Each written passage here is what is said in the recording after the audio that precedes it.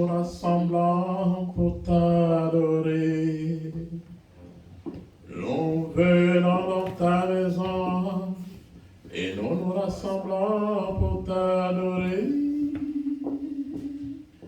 Nous venons dans ta maison et nous nous rassemblons pour t'adorer, Seigneur. Oh, t'adorer, te louer, Jésus. Nous venons dans ta maison et nous nous rassemblons pour t'adorer. Nous venons dans ta maison et nous nous rassemblons pour t'adorer. Nous venons dans ta maison et nous nous rassemblons pour t'adorer, Seigneur.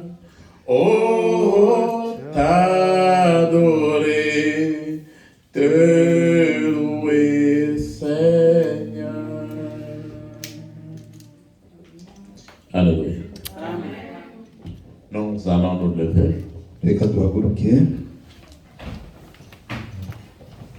Nous allons écouter la parole de Dieu.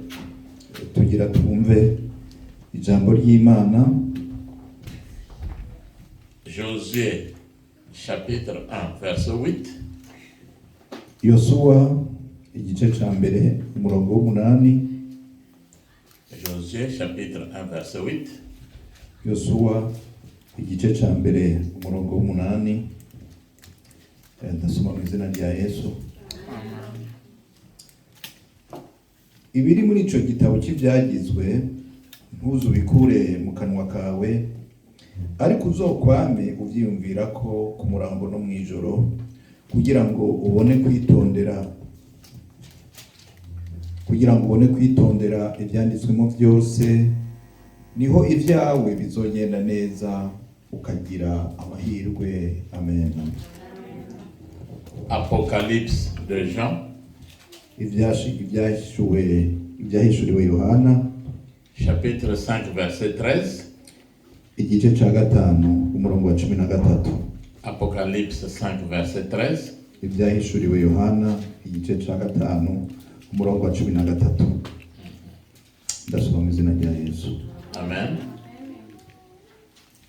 Kandi icyaremwe cyose cyo mu ijuru, mu isi, ikuzimu, hejuru y'ikiyaga n'ibiri muri byo byose, numvuka bivuga biti: iyi byagiye ku ntebe hamwe n'umwagazi w'intama, umugisha, icubahiro, guhimbazwa n'ububasha bibi byabo ibihe bitazoshira. Amen. Nous allons nous asseoir. Reka twicare.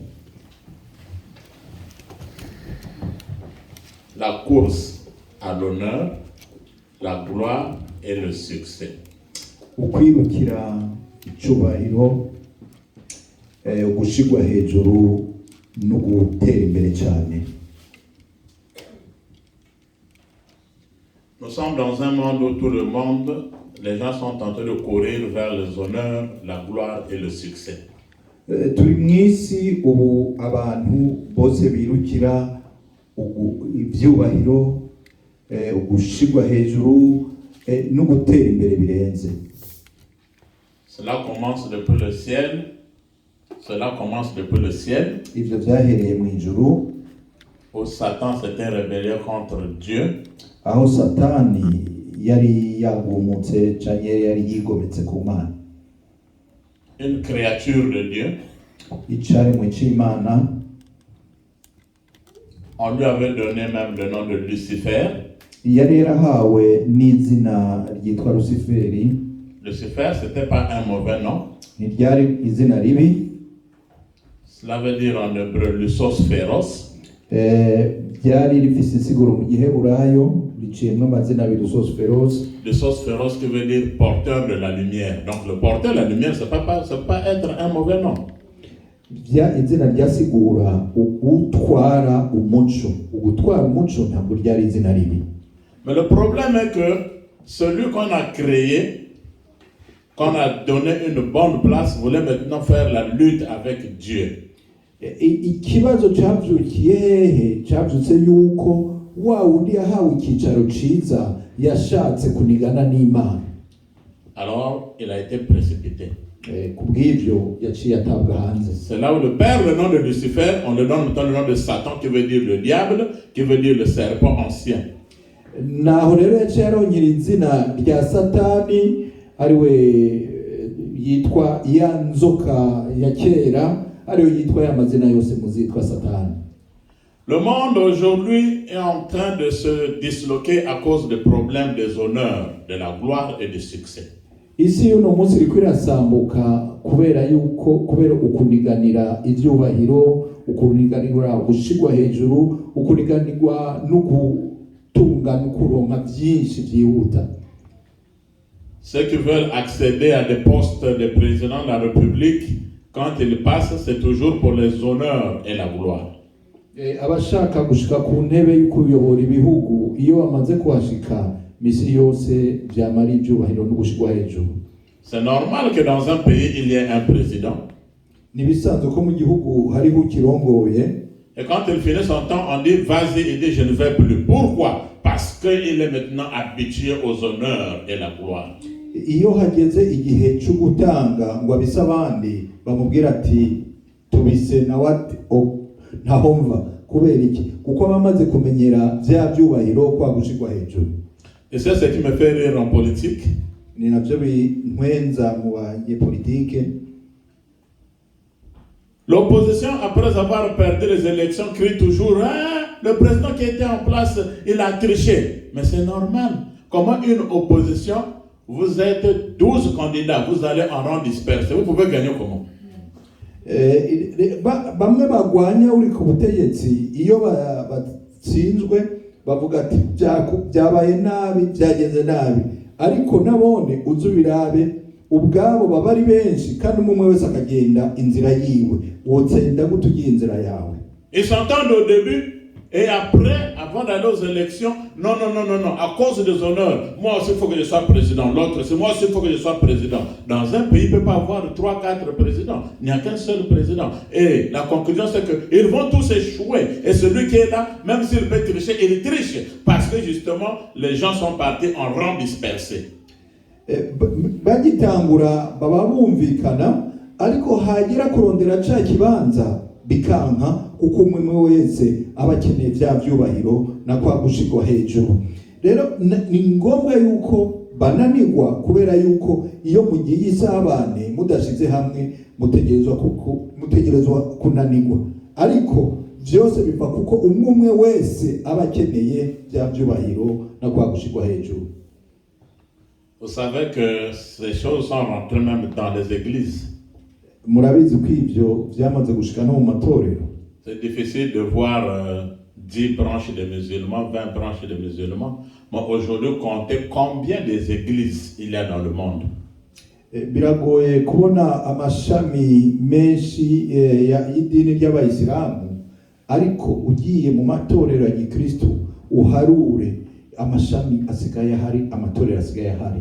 Je ne vous ai pas demandé d'aller chez les musulmans. Ntabwo nababwiye ngo mugambe mugende mu bamizirima. Yesu ashimwe. Amen. Yesu ashimwe. Amen. Qui commande qui? C'est le problème qu'il y a aujourd'hui dans les églises.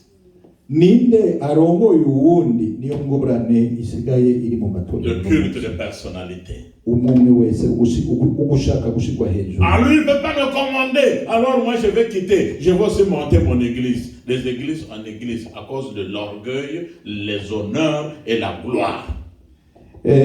Uwo ntabwo ashobora kuntwara, nanjye ndashobora gutwara. Ukaca usanga umwe arasohotse agiye kugira agatorero kiwe, uyu n'agatorero kiwe, uyu n'agatorero kiwe. Kubera iki?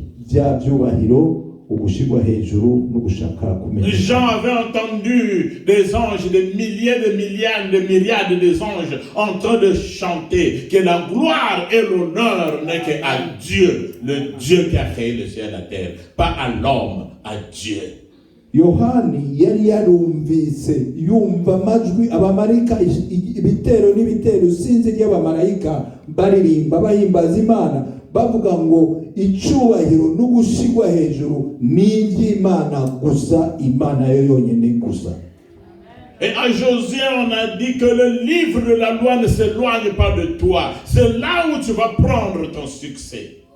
Na Yosuwa rero nawe yabwiye yuko ico gitabo c'amategeko nikize kigera kiba kure yawe kuko niho uzovoma ugushigwa hejuru n'ubutunzi. Le livre de la loi aujourd'hui, mon frère, ma soeur, c'est la Bible. Soulève un peu ta Bible là où tu es. Igitabo c'amategeko rero no munsi ni Bibiliya mwene data, duza hejuru igitabo cawe c'amategeko. Soulevez bien vos Bibles. Muyaduze hejuru tubone. Que ce livre ne s'éloigne pas de vous. Reka gitabo nikize kigira kure yawe. Yes, Hashimon. Amen. C'est dans ce livre que vous avez la guérison. Ni muri ico gitabo ufisemo gukira. C'est dans ce livre que vous avez la protection. Ni muri ico gitabo ufisemo uburinzi. C'est dans ce livre que vous avez même les richesses, l'argent. Ni muri ico gitabo ufisemo mbere n'ubutunzi. Il est écrit même que l'or et l'argent appartiennent à Dieu. C'est dans ce livre. Byanditswe mbere handitswe ngo ifeza n'izahabu vyose ni ivy'Imana, nivyo biri muri ico gitabo. Le Seigneur combattra pour toi. Toi, garde le silence. C'est dans ce livre. Imana izokugwanirira wewe winumire, navyo byanditse muri ico gitabo. C'est curieux que des chrétiens aujourd'hui ne lisent pas la Bible. Ils s'éloignent de leur livre. Pendant que à Josué on a dit que le livre de la loi ne s'éloigne pas de toi. Biratangaje kubona abakristo buno munsi batagisoma ijambo, icyo gitabo bakigize kure, kandi Yosuwa yarabwiwe yuko ico gitabo kitakwiye kukwigira kure. Les gens qui sont dans des pratiques magiques et dans les loges, ils ont des livres aussi de magie qu'ils utilisent dans leur maison. Babandi b'abanyabukorikori n'abakora za maji nabo bafise ibitabo bakoresha mu mazu yabo. Il y a aujourd'hui un problème de lutte. Uno munsi hari ikibazo cy'intambara. Vous savez qu'il y a des gens qui dorment même mal. Hein? Quand il vient à l'église, il est bien habillé. Personne ne l'a dit que tu es bien habillé. Quand il arrive chez lui, il commence à faire la fièvre. Murabizi yuko hari abantu uno munsi baryama nabi iyo baje mu isengero bambaye neza, ntihagire umuntu ababwira ngo wambaye neza. Iyo batashe muhira bararyama bagatangura kugwara umutwe. Oh, tu es bien habillé. Merci, merci. Tu es belle, tu es beau. Oh, merci, merci. Quand on ne dit pas, il va à la maison, il commence à faire la fièvre. Et personne ne m'a dit que je suis belle, je suis beau. Maman, ouais, qu'est-ce qui se passe avec moi? Wambaye neza urakoze cyane, usa neza urakoze cyane, ivyo bikamuneze. Uwo munsi batabimubwiye ashitse muhira aryamye, nta numwe yamubwiye yuko nambaye neza, nta numwe yamubwiye ko nsa neza. Mama we, uno munsi habaye iki? Quand il finit de prêcher, il veut que tout le monde vienne de dire tu as bien prêché. Là, il est content. Oui, j'ai bien. Si tu as bien prêché, la gloire et l'honneur est à Dieu. Iyo ahejeje kuvuga ubutumwa, abarindiriye ko bose baza kumubwira ngo wavuze ubutumwa neza, wavuze ubutumwa neza. Ariko niyo wavuze ubutumwa neza, icubahiro n'amashimwe b'Imana. Tous ceux qui sont à la recherche de la gloire et l'honneur, ce sont des orgueilleux. Donc notre sœur a dit, qui élèvent leur tête. Il faut qu'on voie leur tête. Ils ne peuvent pas se rabaisser facilement. Abariko barakurikira ivyubahiro no gushimwa ni babandi bubwibone nkuko mushiki wacu abivuga, umutwe wao wamugenda umanitse. Ariko rero abo ntabwo bazokomeza kwiduza, bazomanurwa. Or la Bible dit que ce n'est de l'Orient ni de l'Occident ni du désert que vient l'élévation. Mais l'élévation vient de celui qui a créé le ciel et la terre, donc de Dieu. Ariko ijambo ry'Imana rivuga ngo si mu buseruko kandi si no mu burengero si no mu bugaragwa hava ugushigwa hejuru, kuko ugushigwa hejuru kuva ku Mana yaremye ijuru n'isi. Psaume 75 qu'elle venait de lire, le verset 5 à 8. On a déjà lu ça. Psaume 75, 5 à 8. Zaburi 75 kuva ku murongo wa 5 gushika ku murongo wa 8 ni hahandi twasomye. Et dans Kirundi c'est 4 à 7, verset 4 à 7. Mu Kirundi ni kuva mu Kirundi ni Kinyarwanda kuva kuri 4 gushika ku 7. Namwe twasoma mushiki wacu yasoma. L'élévation ne vient ni de l'Orient ni de l'Occident. ugushigwa hejuru ntabwo kuva mu buseruko canke mu burengero.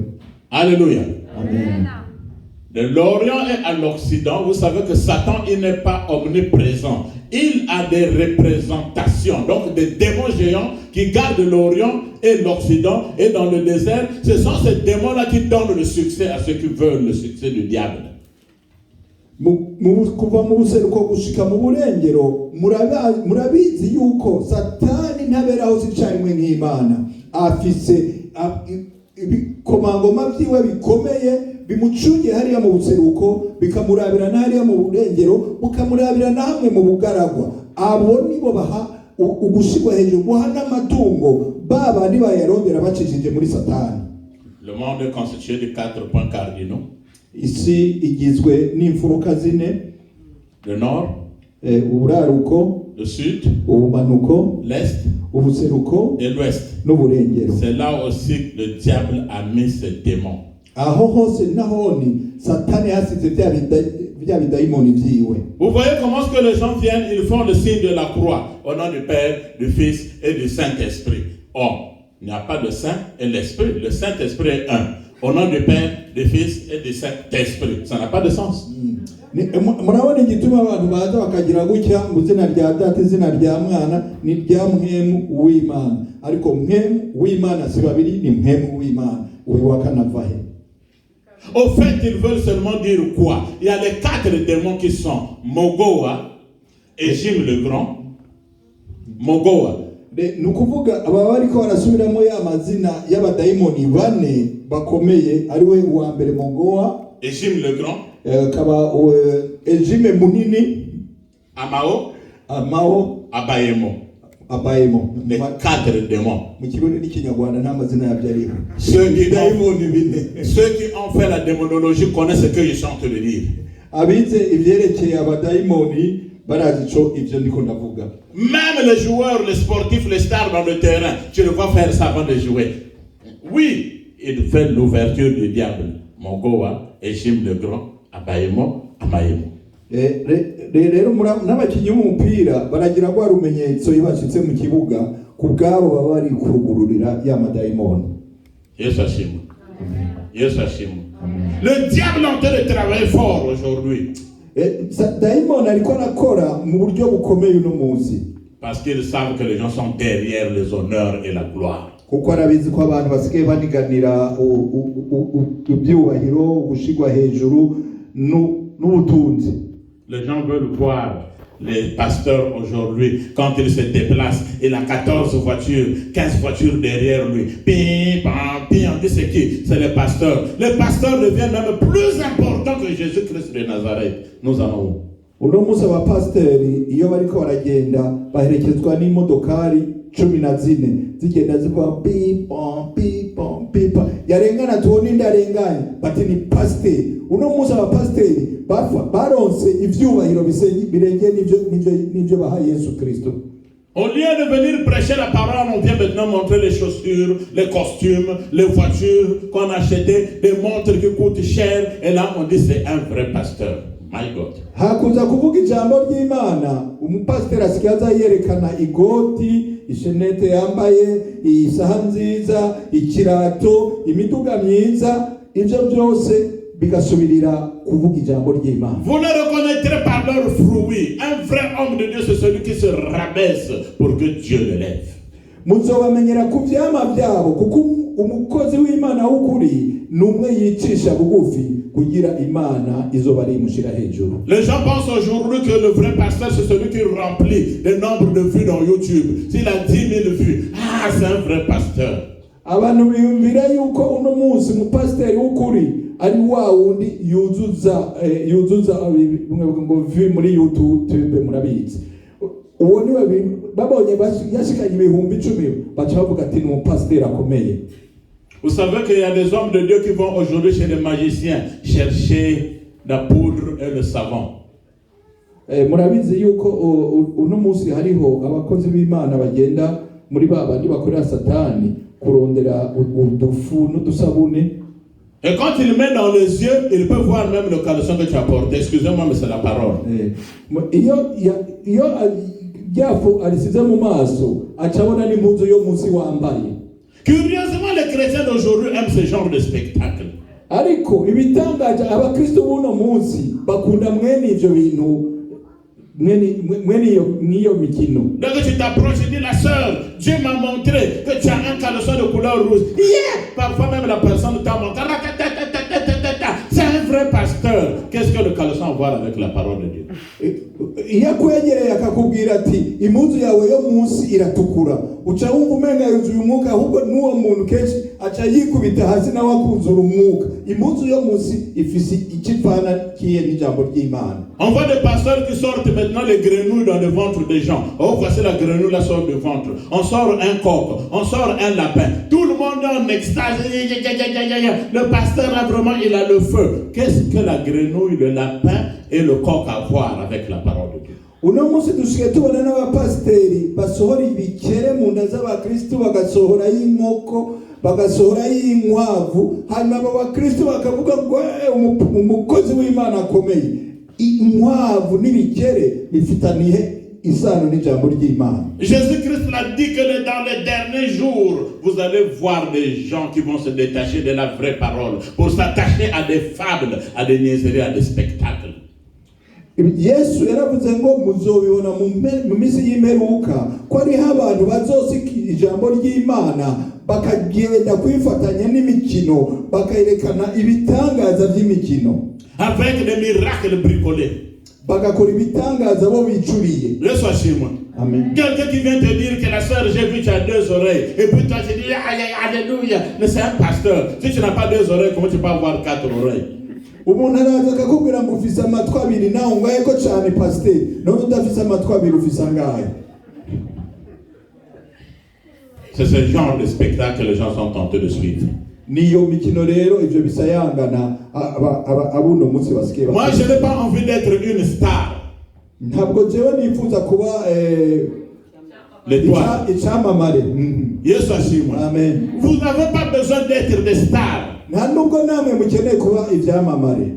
Pourquoi? Kubera iki? Parce que nous avons déjà une star de stars qui est Jésus-Christ de Nazareth. L'étoile brillant du matin. Kuko dufise icamare c'ivyamamare Yesu Kristo w'i Nazareti, ya nyenyeri yo mu rubungubungu. C'est celui qui élève. Niwe azamura. Attends, notre Dieu c'est un Dieu de temps et de circonstances.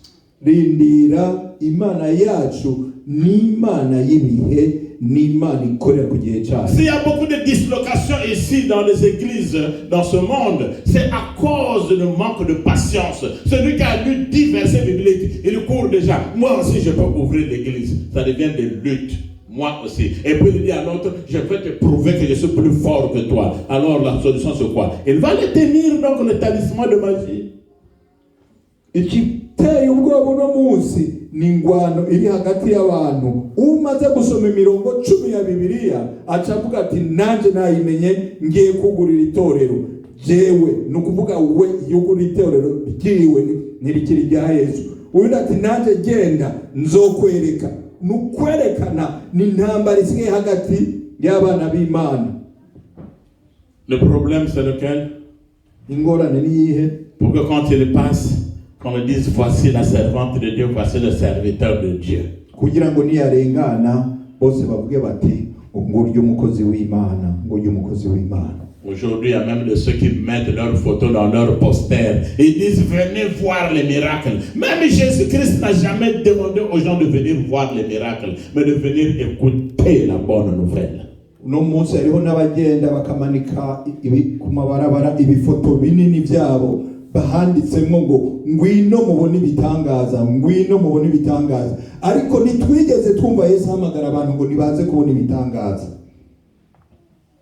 Sur le poster, on n'a même pas écrit Jésus-Christ en gros caractère. On met le nom du prédicateur et on dit venez voir les miracles. Et c'est nous qui rendons justement ces pasteurs-là des voleurs et des escrocs. Kubera iyo foto nta nahamwe uzobona handitse Yesu Kristo, baza kuhandika mu bidome binini izina ryawo muvuga butumwa cyane wa mukozi w'Imana. Ariko kandi ni twebwe abo bantu tubahindura ibisuma. Donc aucun jour, je vous ai jamais dit de ne pas donner la dîme, ni la collecte, ni l'offrande. Donnez votre dîme, la collecte et l'offrande, mais n'enrichissez pas les poches des pasteurs. ntabwo ndababwiye ngo ntimuze mwigere mutanga ikigira 10 ngo mutange amaturo, nta na rimwe nzokwigera ndabibabwira. Ariko icyo ndababujije, muhagarike gutungisha imifuko ya mwene abo bapasitori. Yes, Ashimon. Amen. Yes, Ashimon. Amen. Il faut seulement une petite prophétie. Après, il faut s'aimer. Donne l'offrande, donne la dîme. Mais la dîme, c'est écrit que c'est pour la maison de Dieu. Moi, je n'ai jamais demandé la dîme à une personne ici. D'où vient ce problème? Araza agakora ubuhanuzi, akantu k'ubuhanuzi gatonyi, akaca kubwira ati rero hereza Imana, korera Imana, korera Imana.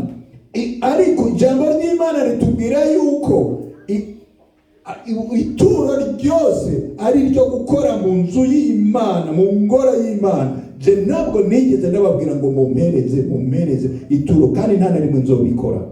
Tout ça, c'est pour que celui qui est venu à l'église avec des chaussures usées, demain devient maintenant dans une voiture. L'argent de l'église, il s'achète une belle voiture, il passe devant maintenant les chrétiens, et les chrétiens disent, ah, on leur donne le nom, papa le feu, papa la lumière. C'est nous-mêmes qui rendons les pasteurs et les hommes de Dieu des voleurs. Ayo yose rero aca yakoresha mu kugenda kugura imodoka nziza n'imyambaro nziza, ejo yaca imbere y'abakristo bagatangura kumwita amazina, papa bitangaza, papa muriro, papa bikomeye.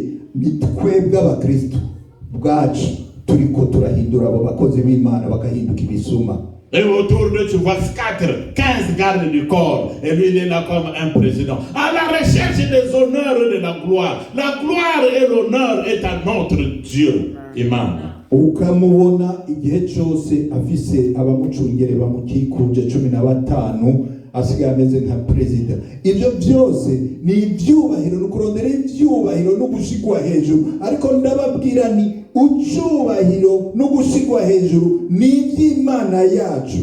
J'ai vu un pasteur qui se promenait avec 2 béquilles. 2 béquilles? Oui, mais il n'était pas paralytique. Nabonye umupasiteri agenda na bya byuma byo kugendera ko bibyime by'ibimuga babekiye kandi atabwagwaye. On lui demande, mais à qui appartient ces béquilles? Moi, j'avais fait lever un paralytique. La preuve, c'est que les béquilles sont avec moi. L'orgueil! Baramubaza ati none ibyo byuma witwaje n'ibyande, ati n'ibyanje, ati nashaka kubereka yuko nahagurukije ikimuga. Ibi byuma n'ibyari by'ico kimuga nahagurukije. Ubwibone ukwishira hejuru. Et c'est le premier et le dernier miracle qu'il a fait dans son ministère. Parce que Dieu n'aime pas les orgueilleux. Icyo gitangaza rero yaragikoze, ariko cyabaye icyambere n'icyanyuma Imana imurekuriye gukora, kuko Imana nikunda bafise ubwibone. À la recherche de l'orgueil. À la recherche des honneurs. Ugushaka gushigwa hejuru. À la recherche de la gloire. Ugushaka guhimbazwa. Ah, c'est qui ça? Je ne suis pas n'importe qui. C'est le révérend pasteur tel. Jésus n'a rien à voir avec ce titre-là. Babaza ati ninde, bamubaza ati urinde. Jewe sindi umuntu asanzwe, ni revera pasiteri kanaka. Yesu ntabwo akeneye ibyo byubahiro. Tous ceux qui sont à la recherche de succès, en tout cas généralement, se retrouvent dans la maison du diable pour aller chercher le succès. Abirukanka inyuma y'ibyo byose, impera n'imperuka bahirukira muri ya mazu ya Satani kubirondererayo. On peut aller prendre quelqu'un là-bas, on l'amène, on dit que c'est un aveugle. Et le pasteur est là devant 5000 personnes. Et il dit, frère, regarde maintenant, Dieu a fait un miracle. Il y a un aveugle derrière là-bas. Regarde, ça c'est quelle couleur? Et l'aveugle dit, couleur blanche. Et l'aveugle de naissance, il avait vu la couleur blanche. C'est des trucages. Bagenda bakazana abantu hariya bakababwira ngo bakazana umuntu bakamwita impumyi ko atabona, akicara pasiteri ari imbere akavuga ati ndabona umuntu yahumye, mwene data haguruka, Yesu aragukijije. Atubonira ibara risa gute? Ati ni ibara ryera. Ko yarahumye iryo bara yamenye gute ko ryera ko atari bwabona iryera? Ibyo byose ni ibinyoma. Je connais une personne, on l'appelle Moïse. Nzi umuntu yitwa Mose. Quand il est allé croiser Dieu, igihe yagenda guhura n'Imana, la Bible dit que sa face avait changé. ijambo ry'Imana yatubwira ko mu maso yiwe hahindutse, sa face brillait tellement comme le soleil. mu maso yiwe harakayangana nk'izuba. Mais il avait refusé qu'on le confonde à Dieu. Il a mis un tissu noir pour cacher la lumière qui était à sa face, parce qu'il ne voulait pas des honneurs et la gloire. Yari yaciye mu kwanga ko bahava bamwitiranya n'Imana, yafashe igitambara cirabura afuka mu maso hiwe kugira ngo ntibamuhe ivyubahiro, kuko ivyubahiro azi ko ari ivy'Imana. Yesu ashimwe. Amen. Yesu ashimwe. Amen. Maman, tenez vos filles. Bakobwa mama mugumya abakobwa banyu. Oui, parce que le diable est en train de travailler maintenant beaucoup sur les jeunes filles. Kubera yuko Satani asigaye akorera cyane ku bana batonyi b'abakobwa. Celui qui a la recherche de l'honneur et la gloire, on nous dit qu'il faut sacrifier 100 personnes. Où est-ce qu'il aura 100 personnes dans sa famille? Il passe par des filles. On donne beaucoup d'argent et on te retire les années. Umuntu yagiye kurondera ibyo bamubwira yuko kurondera imyaka myinshi, iyo myaka irenze agiye gusaba azoyikurahe, aza kuyikura muri bana b'abakobwa, abaha amafaranga akabatwara imyaka yabo. Et beaucoup de jeunes filles sont en train de mourir. Abana b'abakobwa rero benshi bariko barapfa. Comme a dit la servante de Dieu Asta. Et surtout, c'est les jeunes filles qui aiment partir, lever leur tête avec leur cou. On cherche les honneurs et la gloire. Kandi nkuko mushiki wacu yabivuze, ni abana b'abakobwa nabo bafise iyo ngwara ikomeye yo guhagarika izosi kugira bose bababone ibyubahiro no gushimwa. Il y a maintenant un problème de fanatisme même dans l'église. Un problème de fanatique ou de fanatisme dans l'église. Des gens qui supportent même des pasteurs. Hasigaye hari n'ingorane yuko gira ikigirwamana umuntu ukamugira ikigirwamana byose ukamenya inyuma y'uwo muntu mu itorero, pasiteri runaka. J'ai vu même dans l'internet où il y a un pasteur qui prêchait nu. Il n'y a pas longtemps là, il prêche nu et tu vois des gens qui disent Amen, Amen, pasteur. Nabonye muri internet pasiteri ariko aravuga ubutumwa yambaye ubusa. Ivyo si vya kera, umupasiteri yambaye ubusa akavuga ubutumwa, ariko ukabona abantu bari muri amina amina amina. Il vient avec une fausse doctrine, il dit que c'était la tenue d'Adam et Ève, la première tenue, donc on doit encore être nu pour bien prier. Vous voyez un peu? Azana ivuga butumwa cyane inyigisho icuritse, avuga ati uku niko Adamu yari yambaye, uko niko na Eva yari yambaye, rero dushaka gukorera Imana dusubira muri cyagihe cy'aba Adamu na ba Eva, kandi abakristo bakemera. Murabona iyo turiko turaje. Yesu ashimwe. Amen. Le fanatisme. Ugukurikira umuntu ukamugira ikigirwamana. Même aujourd'hui, vous voyez, moi, le pasteur Albert, je suis en train de mal marcher spirituellement. Il faut me dire, arrête, pasteur, tu n'es plus sur le chemin. Uno munsi niwambona jewe Pastor Albert ndiko nagendera mu nzira itariyo, hakunshibagiza mbwira ati pastor hagarika, iyo nzira wafashe siyo. David a tué 10 000, Saül a tué 1000. C'était les femmes. Hein? Dawidi yishe ibihumbi 10, Sauli yishe igihumbi. Ibyo byavuga abagore. Ça arrive jusqu'aujourd'hui. Le pasteur Albert, il prêche plus que l'autre pasteur. Je n'ai pas besoin de ces honneurs et la gloire. La gloire et l'honneur est à Jésus-Christ de Nazareth. Pasteur Albert avuga ubutumwa neza gusumuriya mu pasiteri. Ibyo byubahiro nabyo nshaka, icubahiro no gushigwa hejuru bikomeza bibi by'umwami wacu Yesu Kristo. La personne qui venait de chanter vient te demander encore comment tu as trouvé. J'ai bien chanté. C'est que tu as mal chanté. Comment tu doutes de toi-même? Umuntu ahejeje kuririmba akacaza kukubaza ngo wabyumvise gute naririmbye gute?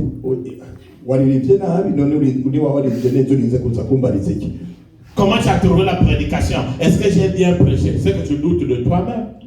Wumvise navuze ubutumwa gute? Urinze kubaza nuko nawe ubwawe atakizere wiki. Les gens aiment les acclamations. Abantu barakunda gukomerwa amashi. Les gens sont à la recherche des honneurs et la gloire. Abantu baguma bari inyuma y'ugushigwa hejuru n'ivyubahiro. Bien-aimé, bakundwa, si je viens avec une prédication, nje nivuga butumwa, Je dis, laissez la fornication. nkababwira ngo muhebe ubusambanyi, Laissez l'adultère. murehebe ubusambanyi, Laissez le vol. murehebe kwiba. Moi, je veux dire Alléluia. Les gens vont faire au lieu de Amen. Ninavuga ngo haleluya abantu bagira ngo nta kuvuga ngo amina. Mais si je dis recevez les voitures et les voitures, Alléluia, pasteur, Alléluia. Ariko ninavuga ngo mwakira imiduga, mwakira amazu, mwese ngo haleluya pasteur, haleluya. La gloire et l'honneur. Uku ibyubahiro no gushirwa hejuru Ça se termine chez le diable. biherera kwa Satani. Nous avons entendu dans l'Apocalypse ici. L'Apocalypse, c'est la fin de la Bible. On n'a pas loué Satan, mais la gloire et l'honneur, les anges ont dit c'est à Dieu. Twabyumvisize mu byahishuriwe Yohani ari narico gitabo cya Bibiliya gisozera ibindi bitabo byose, yuko abamarayika bavuze ko icyubahiro no gushigwa hejuru bibe iby'Imana gusa. N'envie pas celui qui a du succès. Ntuze wifuze kumera nk'ubona yateye imbere, Le vrai succès vient de Dieu. kuko ugutera imbere kukuri kuva ku Mana. Si tu te mets dans la prière, tu t'appliques dans la prière, la Bible dit que c'est en ce moment-là que tu auras le succès dans tes entreprises et tu réussiras. Niwaguma mu gusenga ukaba umunyamasengesho, ijambo ry'Imana yatubwira yuko ariho uzobona iterambere mu bizokora byose. Ceux qui sont derrière la gloire et les honneurs, ils ont des conditions qu'on les impose par le diable. Abariko bariruka inyuma y'ubutunzi no gushigwa hejuru n'ivyubahiro, hari nabo ivyo babasaba bategerezwa gukora abakorera Satani. Tu dois sortir avec tes propres filles. Bakababwira ati utegerezwa kuryamana n'abakobwa bawe. Tu ne dois pas dormir la nuit. Ntabwo uzigera uryama mw'ijoro. Comment toi tu es chef, tu as de l'argent, tu as des voitures partout. La nuit tu ne dors pas, tu es toujours comme ça là. Gute wewe uri umutegetsi, ufise amafaranga, ufise gukoresha, ariko ubuzima bwawe bwose mw'ijoro uzogiye kwigera usinzira wa muri maso. C'est la bénédiction de l'Éternel qui est enregistrée. Et ne se fait suivre d'aucun chagrin. Ni umugisha w'Imana niwo ushira hejuru, niwo utungisha, kandi iyo utungishije nibiherekezwa n'umubabaro n'umwe. Donc on leur dit tu dois sortir avec des morts. Et se promène même dans la voiture derrière, il y a, dans son coffre, il y a un mort. C'est quelle richesse ça? Barababwira bati utegereza kuryamana n'uwapfuye, wamubona ariko aragendesha imodoka, upfundure hariya mu isanduku mu modoka hari inyuma ugasanga hariyo umugore yapfuye. Nubuhe butunzi ubwo? Les folles que nous voyons en Afrique, une folle en grossesse, après elle met au monde. Ce ne sont pas des fous qui mettent des grossesses dans les folles. Ce sont des gens qui sont dans des pratiques. On leur donne une condition, il faut aller coucher avec une folle pour que tu sois toujours élevé. Ça, c'est quelle élévation? Barya basazi mubona muri Afrika baba bafise inda, baba bari mu kubyara, ntabwo bategwa inda n'abasazi nkabo. Ababatera inda nabo baba bariko bariruka inyuma y'ivyubahiro n'ubutunzi, baba babwira ati kugira ubironye, kugira uronke amafaranga, kuba ugira ubuntu mukuru utegerezwa kubanza kuryamana n'umusazi. Nubwuhe butunzi muri nk'ubwo? Si on te dit tu es bien habillé, dis oui, c'est pour la gloire de Dieu. Niba kubwira ngo wambaye neza, uzobabwira ati icubahiro ni iki. Yes, Hachima. Amen. On te dit tu as bien prêché, tu as bien chanté, dis c'est pour la gloire de Dieu. Niba kubwira ngo wabuze ubutumwa neza, waririmbye neza, uvuga ati ni kubw'icubahiro c'Imana. J'ai connu un serviteur qui faisait la lutte avec moi.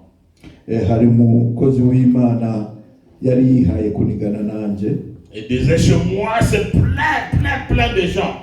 Akavuga ati iwanje abantu baruzuye. Et pourtant on l'appelait pasteur. Mais pour avoir beaucoup de gens, attirer beaucoup de gens, il est allé signer un pacte avec le diable. Mugabo kugira ashobore kuronka abantu benshi byabaye ngombwa ko agenda kubanza kugira amasezerano kwa Satani. Et il dit aux gens, allez dire au pasteur Albert que moi je le domine, je suis plus que lui. Acha abwira abantu ati murabwira pasteur Albert ko ubu namuruse, ubu ndamusumbya abakristo. Et je les ai dit, allez lui dire que le jour où sera faux, on me l'amènera chez moi. Je vais prier pour lui. Ndababwira ni mugende mumubwire ko musazosara nawe bazomuzana iwanje nkamusengera. Yes, Hachima. Amen. 2 ans après, je vois le monsieur en Etrembal, il est devenu fou. C'est vrai, au Congo Brazzaville, chez moi. Aheze imyaka ibiri wa mugabo bamuzani yagwaye mu mutwe. Ivyo ni vyabaye muri Congo Brazzaville. Qu'est-ce qu'il y a? Non, il est devenu fou. On est venu chez toi pour que tu puisses prier qu'il retrouve la santé. Le Saint-Esprit m'a dit ne prie pas pour lui, laisse-le mourir. Bamuzani wanje baramubwira ndababaza nibiki bati aragwaye yagwaye mu mutwe reka twari tumuzanye kugira umusengera akiri. Mwe mu b'Imana ambwira ati ntumusengere. Mais dans sa folie, il a confessé que j'avais un talisman pour attirer les gens vers moi.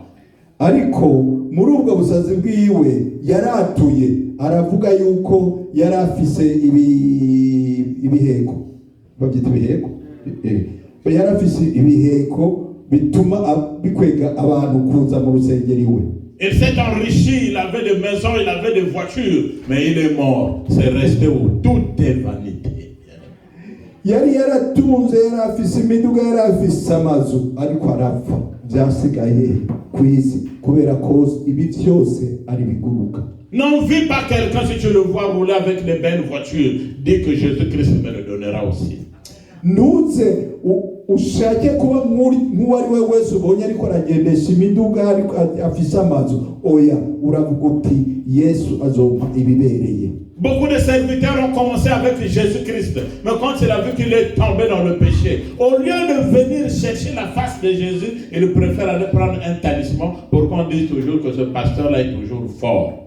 Abakozi b'Imana benshi batanguye bari kumwe na Yesu, mugabo bamaze kugwa mu cyaha haguhindukira ngo bihane, bagihisemo kuja kurondera ibigirwamana kugira ngo bagumane vya vyubahiro. Les honneurs des présidents, des rois, ça finit, puisque ces gens-là sont morts. Mais les honneurs et la gloire de Dieu, c'est de l'éternité en éternité. Que Dieu vous bénisse. Imana ibayezabini. Ibyubahiro by'abami, ibyubahiro by'amategeko arangira, ariko icubahiro kivuye ku Mana kibaho ibihe bidashira. Imana ibayezabini. Alléluia. Alléluia. Amen. Lève-toi, je vais prier pour toi, pour que Dieu puisse t'élever.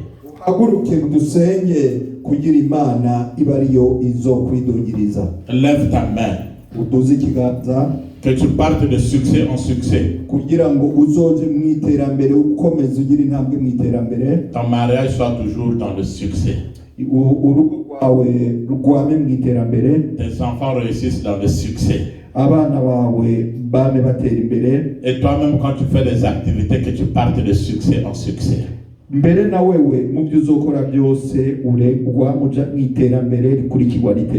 Au nom de Éternel notre Dieu Tout-Puissant. Étends ta main sur tous ses frères et toutes ses sœurs et tous ses enfants.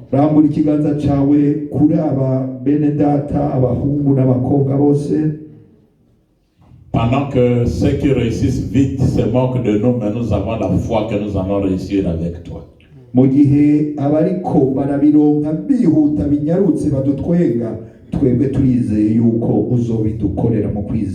Que ceux qui ne sont pas mariés se marient. Que ceux qui sont déjà mariés aient la stabilité jusqu'à la vieillesse. Que ceux qui sont dans les études réussissent, que tu leur donnes l'intelligence.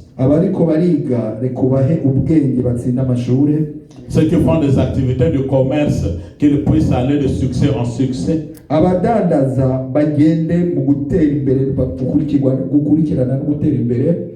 Que ceux qui sont malades, que toutes les maladies, quel que soit le nom, puissent être évacuées de leur corps au nom de Jésus-Christ.